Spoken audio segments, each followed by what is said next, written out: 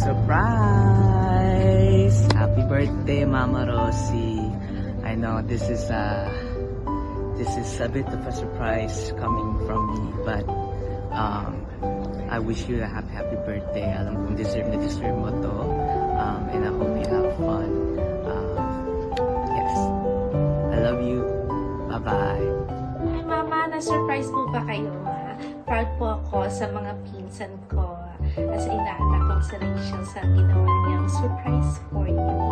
I hope you like it and that you are a very distinct, kind, thoughtful, dedicated, loving friend. Auntie, sister, lola, mother, wife, you name it. And my one-of-a-kind Mama Rosie na nagpalaki at nag-aruga sa akin since na maliit pa ako, baby pa ako. I love how you say ako ang naging una mong anak at minahal. You always have a special way to make everybody feel special, important, and they matter and they value like how you make me feel. Minsan lang tayo magkausap, but I always love how we talk for hours kapag nagkaroon tayo ng pagkakataon. At sa lahat ng mga kaanak ko, ikaw ang bukod tanging tumatawag at inaalam ang kalagayan ko. Lalong-lalo na tuwing nagkakaroon ako ng hospitalization, naooperahan ako, ikaw po ang bukod tanging gumagawa noon at naniniguradong okay ako at ligtas pagkatapos ng mga procedures at surgeries ko. Maraming salamat po, Ma.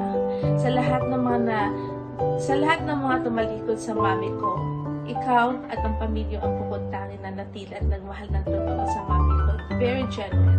Maraming salamat po. You are a loving, hardworking, patient, generous, and best Mama Rosie in the world. My second mom. Nakita namin lahat ng pagmamahal mo simula kay Papa, sa mga anak mo hanggang sa mga apo mo, and you always put them first even before you. Hanga ako sa iyo, Ma, and I'm so lucky and grateful to have you as my Mama Rosie.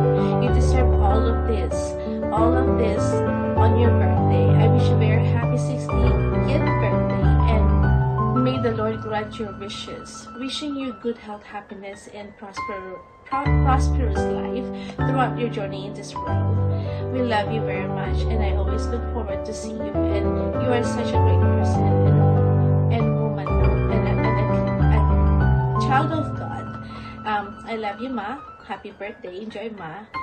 I'm not gonna take two anymore. God bless and enjoy this. I love you, Ma. Happy birthday.